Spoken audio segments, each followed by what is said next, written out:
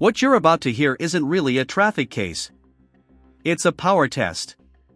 A story about money, ego, and what happens when someone finally learns that courtrooms don't care about bank accounts.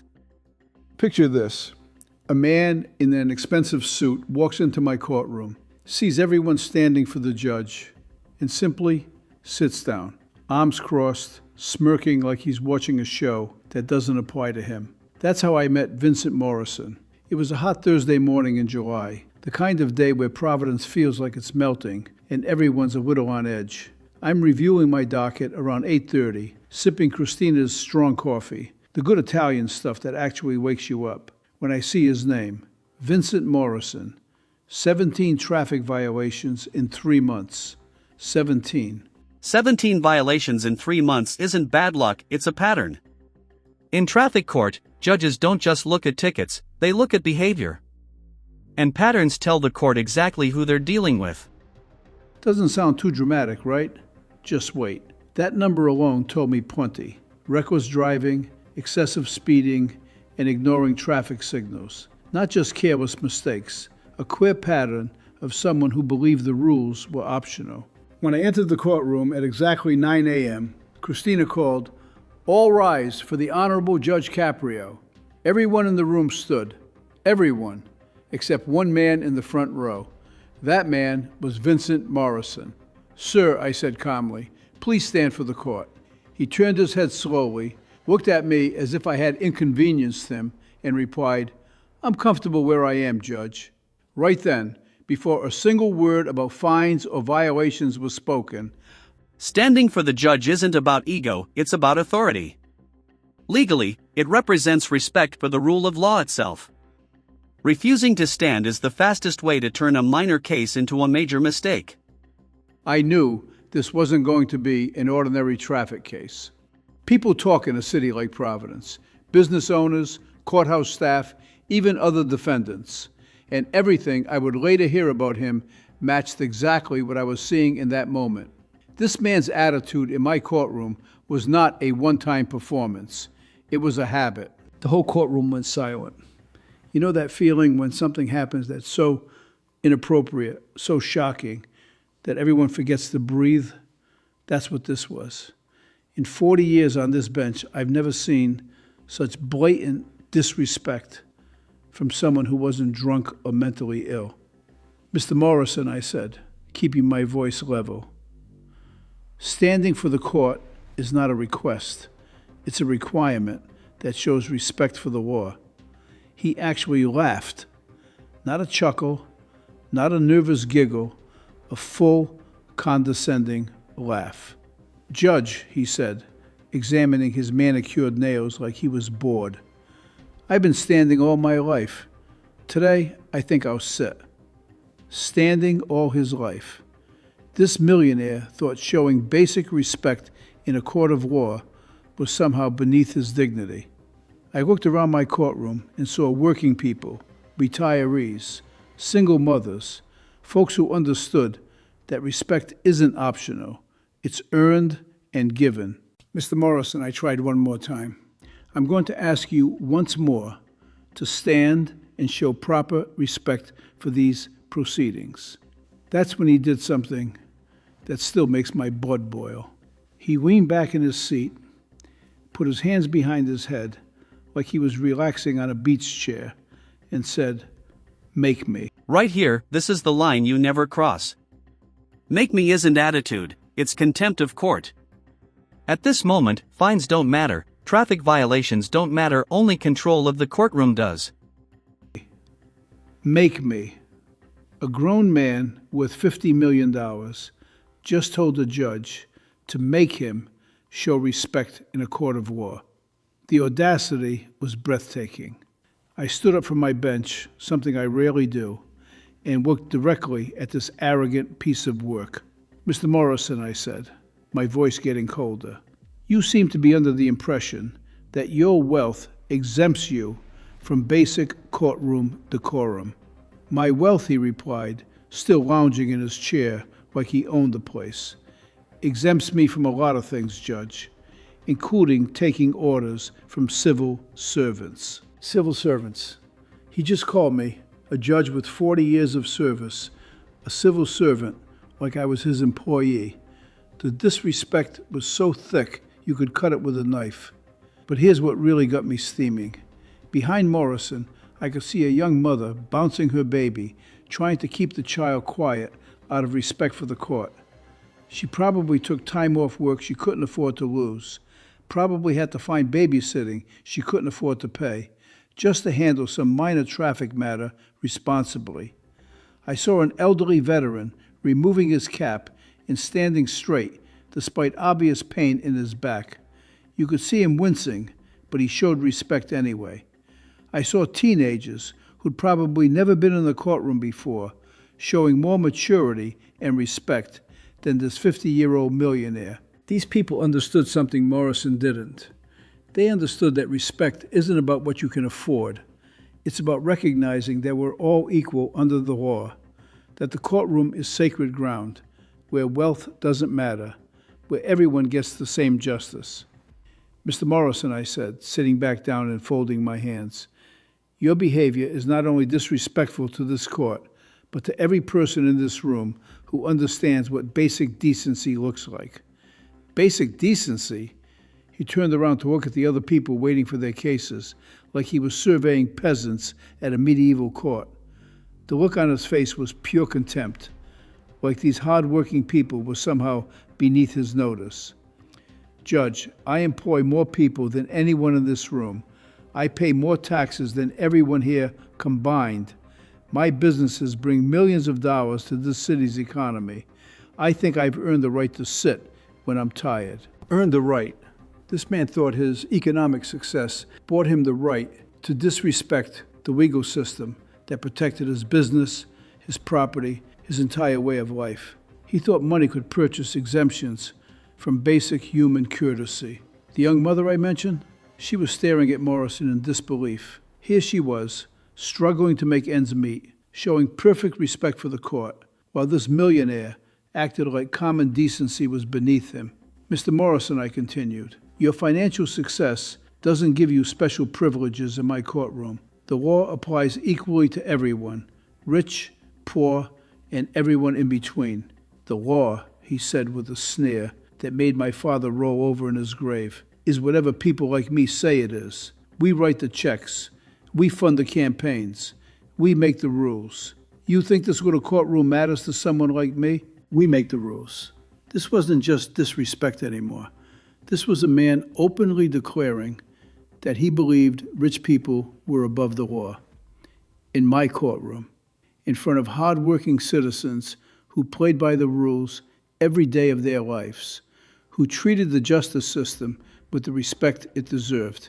I thought about my father right then, Giuseppe Caprio, who came to this country from Italy with nothing but calloused hands and a willingness to work. How he took any job he could find, construction, factory work, night security, never complaining, never expecting handouts, always showing respect for authority, even when authority didn't always show respect back to him. How he taught me that character isn't measured by what you own, but by how you treat people who can't do anything for you. The contrast between my father's values and Morrison's entitlement was stark.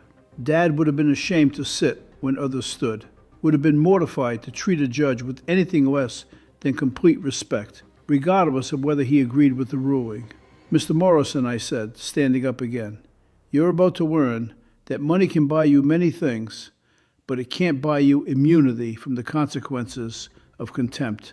Contempt? He actually looked amused, like I told him a joke. Judge, you want to see contempt? I could buy this courthouse and turn it into a parking garage. I could buy your salary for the next 10 years and not notice the expense.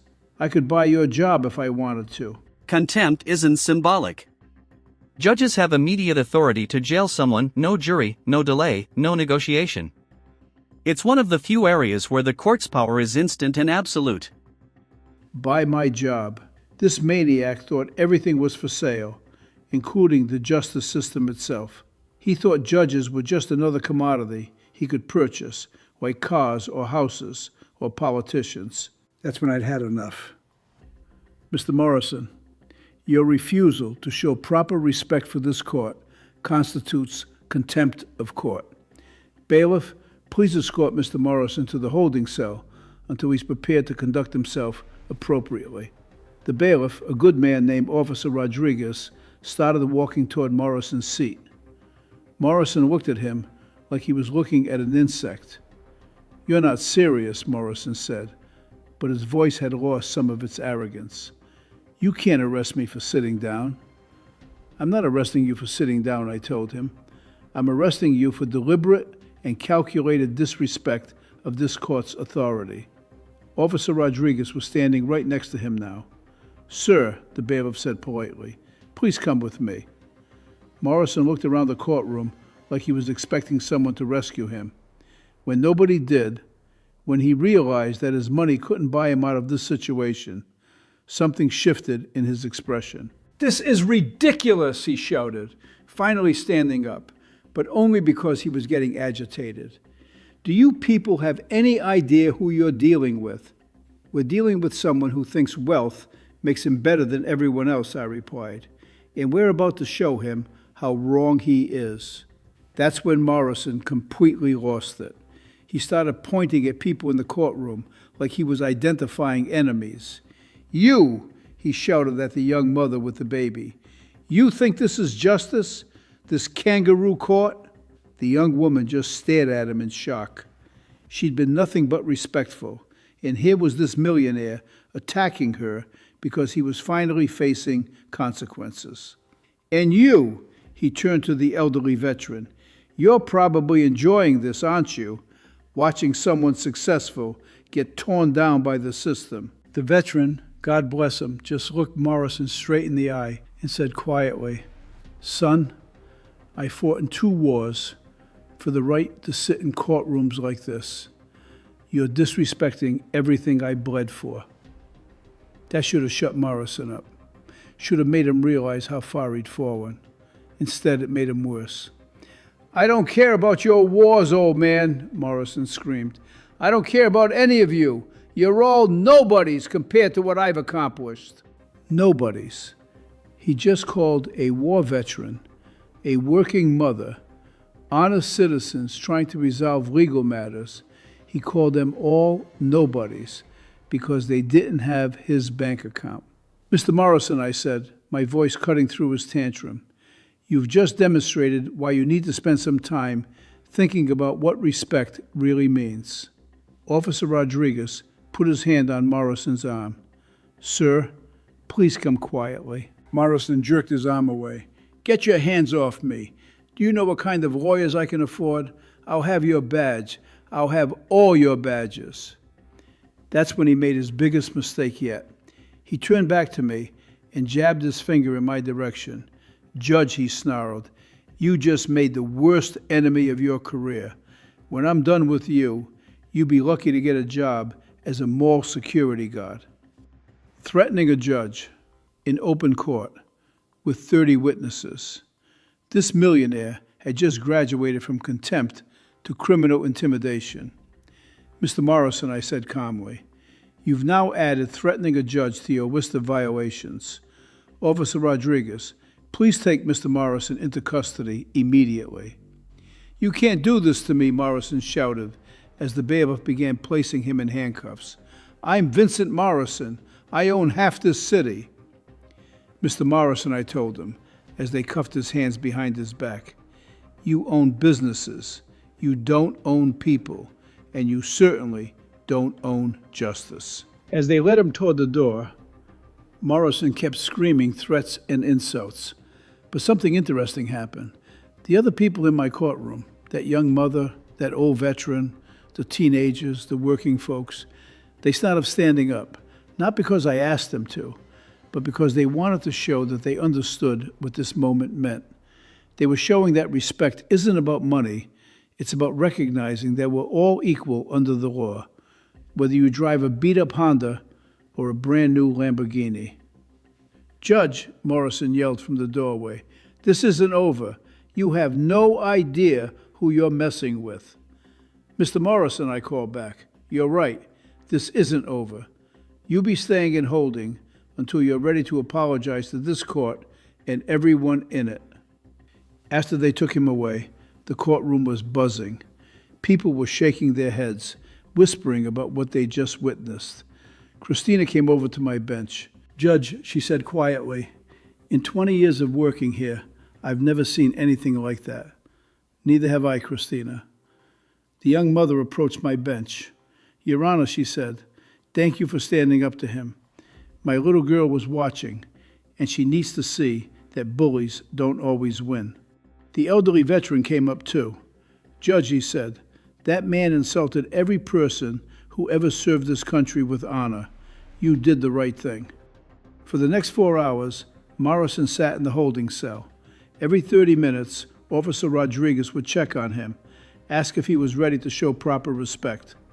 Every 30 minutes, Morrison would demand to call his lawyers, threaten lawsuits, insist this was all beneath him.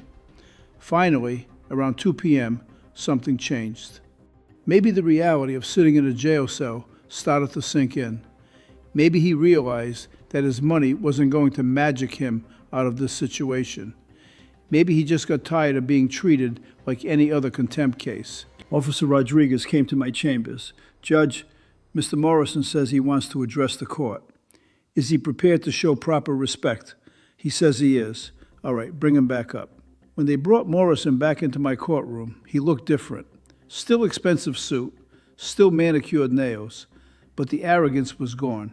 He looked smaller somehow, like reality had finally caught up with his fantasy of immunity.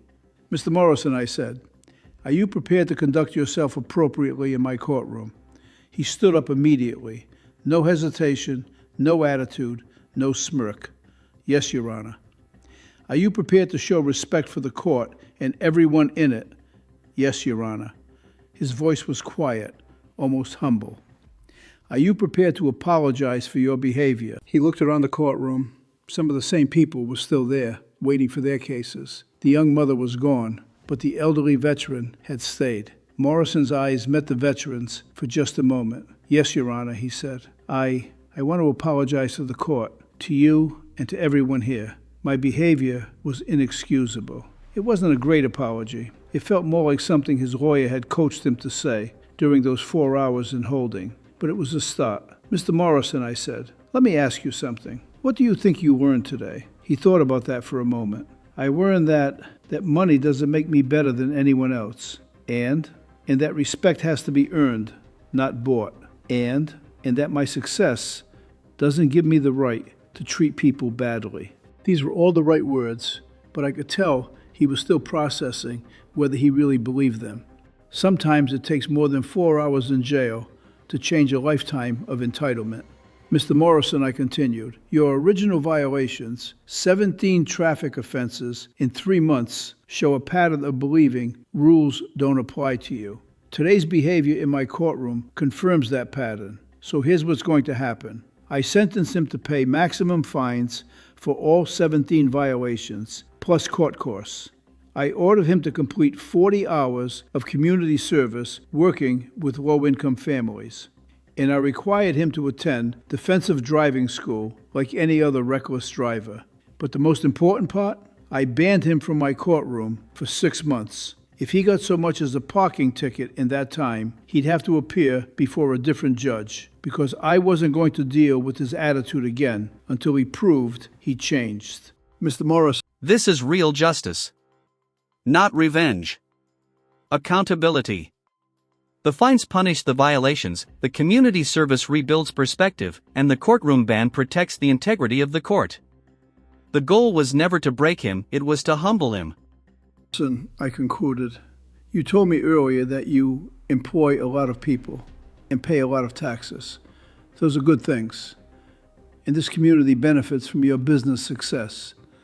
But success without humility is just arrogance with a bank account."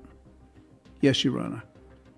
Your wealth gives you opportunities and responsibilities, not privileges and exemptions. I hope you use your influence to set a better example going forward." "I will, Your Honor." As he left that day, Morrison walked differently.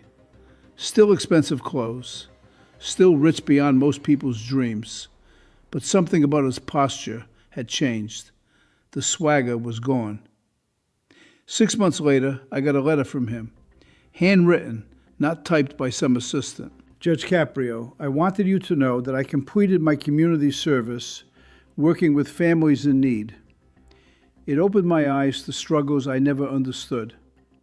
I also wanted to apologize again for my behavior in your courtroom. I was wrong to think my success made me above showing basic respect. Thank you for teaching me that lesson. Vincent Morrison. The elderly veteran I mentioned, he stopped by my chambers a week after the incident. Judge, he said, I've been watching that Morrison fellow since he got out. Oh, what about him? Well, the veteran smiled.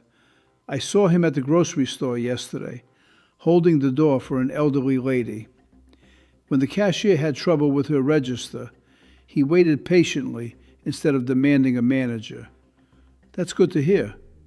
But here's the best part, Judge. He stopped and talked to a homeless veteran outside the store, gave the man money, but also sat and talked with him for 10 minutes, like he was a real person. Maybe Morrison really had learned something. Maybe 4 hours in a holding cell had taught him what a lifetime of wealth hadn't. That every person deserves basic respect. My father used to tell me, Frank, money reveals who you really are. It doesn't change you. It just makes more of what was already there. Some people use money to build walls. Others use it to build bridges. Vincent Morrison learned the hard way that no amount of money exempts you from basic human decency. That wealth without respect is just poverty with better furniture. I'm Frank Caprio. Remember, you can buy a lot of things with money, but you can't buy your way out of being a decent human being. Thanks for listening, and God bless.